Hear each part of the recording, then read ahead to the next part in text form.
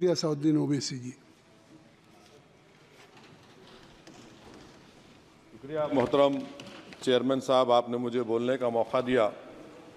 मैं शुरुआत में बताना चाह रहा हूं कि मैं हुकूमत की तरफ से लाए गए इस रेजोल्यूशन की मुखालिफत में बोल रहा हूं और मैंने अमेंडमेंट्स भी दिए हैं प्रेजेंट एड्रेस के लिए।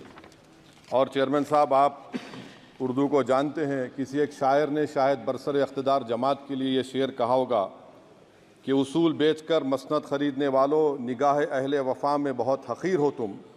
वतन का पास तुम्हें था न होगा कभी कि अपने हिर्स के बंदे हो, बेज़मीर हो तुम।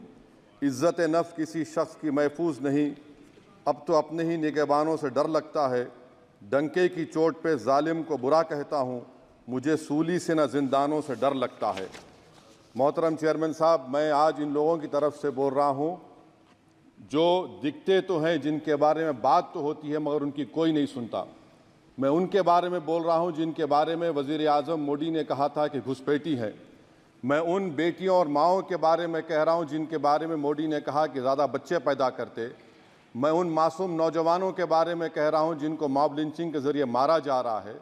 मैं उन बेज़ुबान माँ और बाप के बारे में बोल रहा हूँ जिनकी औलाद आज इस हुकूमत के गलत कानून के चक्कर में जेलों में सड़ रहे हैं।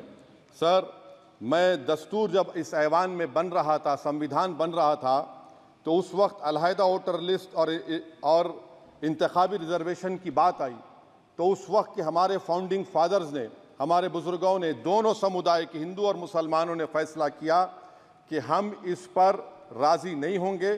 बल्कि उन्होंने क्या कहा था हमारे फाउंडिंग फादर्स ने, उन्होंने मुखालिफत की थी अलहदा वोटर लिस्ट की और इंतखाबी रिजर्वेशन की। उन्होंने कहा था, I quote sir, it is the duty of majority community to ensure that minorities are elected in the representative numbers.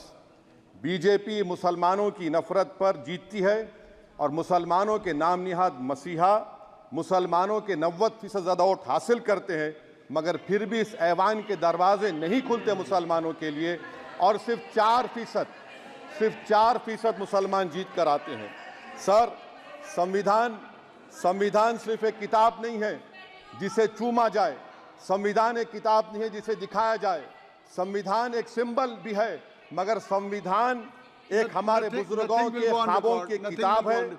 हमारे जमहूरियत को हमारे बुजुर्गों ने इस तरह समझा, हमारे फाउंडिंग फादर्स ने इस तरह जमहूरियत को समझा कि इसमें हर समुदाय और मजहब और समाज के मानने वाले लोगों की राय को शामिल किया जाएगा इस मुल्क को चलाने के लिए। मगर इस ऐवान में सिर्फ 4% मुसलमान जीत कर आते हैं। मैं संविधान से जो मोहब्बत के दावे करते हैं उनसे कहूँगा कि कभी उठाकर पढ़ो कॉन्स्टिट्यूएंट असेंबली डिबेट्स में कि नेहरू ने, H.C. मुखर्जी ने, सरदार हुकुम सिंह ने माइनॉरिटीज़ के बारे में क्या कहा था। सर, वतन अजीज़ का मुस्तकबिल कैसा होगा जब बीजेपी मुझे गायब करना चाहती है और दीगर हिज़्ब इख्तिलाफ की पार्टियां के लिए मेरा वजूद सिर्फ वोट डालना और अपनी खबर में जाकर सो जाना है। इसीलिए आप देखते हैं कि समाजी इंसाफ है सर कि 4% मुसलमान जीत कर आते हैं। सर, इस ऐवान में ओबीसी समाज के एमपी अब अपर कास्ट के एमपी के बराबर हो चुके हैं। ओबीसी समाज के एमपी अब अपर कास्ट एमपी के बराबर हो चुके हैं और 14% मुसलमान सिर्फ 4% जीत कर आते हैं। CSDS का डेटा ये बताता है कि इस मुल्क में जो वोट बैंक है, जो एक मुश्त वोट डालता है, वो अपर कास्ट का है। मुसलमान का कभी ना वोट बैंक था ना कभी रहेगा। सर, 4 जून के बाद 6 मुसलमानों की मॉब लिंचिंग हुई। 11 घरों को मध्य प्रदेश में मोदी के बुलडोजर ने निस्तो नाबूद कर दिया। हिमाचल प्रदेश में एक मुसलमान की एक दुकान को लूट लिया गया और हिज़्ब इख्तिलाफ की पार्टियों की तरफ से सन्नाटा है। शायद अब वक्त आ चुका है कि लफ्ज़ मुसलमान का नाम लेना भी अब उस पर पाबंदी आयद कर दी जाएगी। सर, मैं ये बात बताना चाह रहा हूँ कि नरेंद्र मोदी को जो मैंडेट मिला है। एक मिनट, आप लोग बैठ जाएं, कृपया आप लोग बैठ जाएं। श्री मनसुख मांडविया जी, आप लोग बैठ जाएं, कृपया माननीय सदस्य बैठ जाएं। श्री मनसुख मांडविया जी, मनसुख मांडविया जी, कृपया आप लोग बैठ जाएं। अपने प्रारंभिक आप लोग बैठ जाएं। आप लोग बैठ जाएं। माननीय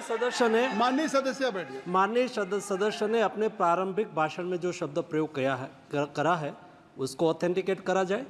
और अभी उन्होंने उल्लेख करा कि मोदी के बुलडोजर ने वहाँ मॉब लिंचिंग करा है उसको भी ऑथेंटिकेट करा जाए। निश्चित तौर से इसको ठीक है, ठीक है, ठीक है, ठीक है, ठीक है। उवैसी साहब जब भी कोई बात नहीं सर, आप चेयर पर बैठे हैं जी, इसलिए आप मंत्री जी को पेट में दर्द हुआ, माशाल्लाह, शुक्रिया उनका। नहीं, तो सर मैं ये बोल मंत्री की रहा था, जवाबदेही है अरे ये नहीं मंत्री इससे की बुरी बात क्या है? पेट में दर्द हो सकता है। वो दर्द ये सब ठीक अच्छा, है। दर्द हुआ, चलिए दर्द हुआ, दिल का दर्द हुआ।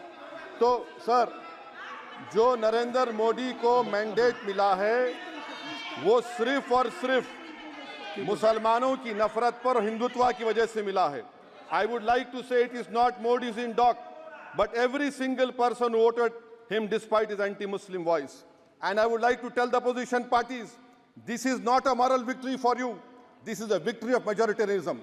Everyone should contemplate and do introspection. Why is it that the OBCs and the upper caste are getting their due representation? Why are the Muslims not getting? Are we here only to vote for you and not to get elected? If that is the case, please tell us that we are only here to vote for you. Sir, आज भारत के आधे नौजवान बेरोजगार हैं और रोजगार की तालाश, बेरोजगारी का आलम यह है सर कि मोदी सरकार के 5 साल में 75 लाख एस्पिरेंट्स की जिंदगी बर्बाद हो गई, 6 पेपर लीक हुआ। बेरोजगारी का आलम यह है सर कि रशिया जा रहे हैं, वहां जाकर अपनी जानों को दे रहे हैं। बेरोजगारी का आलम यह है कि नरेंद्र मोदी रोजगार का कैंप चलाती है नौजवानों के लिए कि तुम इजराइल में जाकर काम करो, उनको कैनन फॉडर बना रही है ताकि फलस्तीनियों की जायदादों को हड़प कर सके। ये भी कंक्लूड मैं, अरे सर मेरा टाइम है, कहाँ टाइम है सर, आप ये टाइम ले लिए मेरा। सर मैं 2 मिनट दीजिए। ये विश्वगुरु की पॉलिसी है, इजराइल को 27 टन हथियार जा रहा है। 9 मिलियन भारत के लोग गल्फ में काम करते हैं, क्या असर पड़ेगा? 47,000 इजरायली फलस्तीनी मार चुके हैं।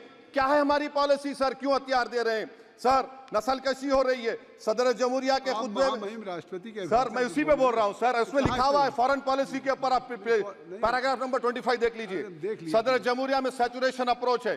क्यों नहीं मोदी सरकार माइनॉरिटीज को तीनों स्कॉलरशिप को डिमांड करती है सर, उसको आपने बजट कम कर दिया। सर बनारस का बुनकर 18 महीने से मंडी का शिकार है, सूरत और बेंगलुरु जा रहा है। सर आखिरी बात कंक्लूड कर रहा हूं, आखिरी बात सर, पनून केस में निखिल गुप्ता, मोदी ने कहा था कि हम घर में घुसकर मारा, तो निखिल गुप्ता को किसने ऑर्डर दिया था पनून को मारने का? अगर नहीं दिया तो उसको बचाइए, और अगर दिया नहीं तो फिर उस पर पीएमएलए क्यों नहीं लगाते? और सर समाप्त करो। कमेटी बनाई आपने, उसका क्या हुआ? सर हम एससीओ को नहीं जा रहे। सर मैं आपको बता रहा हूं कि मैं अपनी इस तकरीर को टीपू सुल्तान की नजर, सुनिए सर, अब हो गया, खत्म कर रहा हूं सर। मैं अपनी तकरीर को टीपू सुल्तान के नजर कर रहा हूं। ये टीपू सुल्तान की फोटो है, क्या आप इससे भी नफरत करेंगे? सर ये संविधान में टीपू सुल्तान की फोटो है जिस पर वल्लभ भाई पटेल ने साइन किया, श्यामा प्रसाद मुखर्जी ने साइन किया। ये आपकी नफरत है सर। आखिर में मैं अपनी बात को खत्म कर रहा हूं इस शेर पर कि क्या दिन दिखा रही है सियासत की धूप छांव, जो कल सपूत थे वो कपूतों में आ गए, थे इस कदर अजीम के पैरों में ताज थे, इतने हुए जलील के जूतों में आ गए। बहुत बहुत शुक्रिया सर। श्री गौरव गोगोई जी। धन्यवाद सभापति महोदय।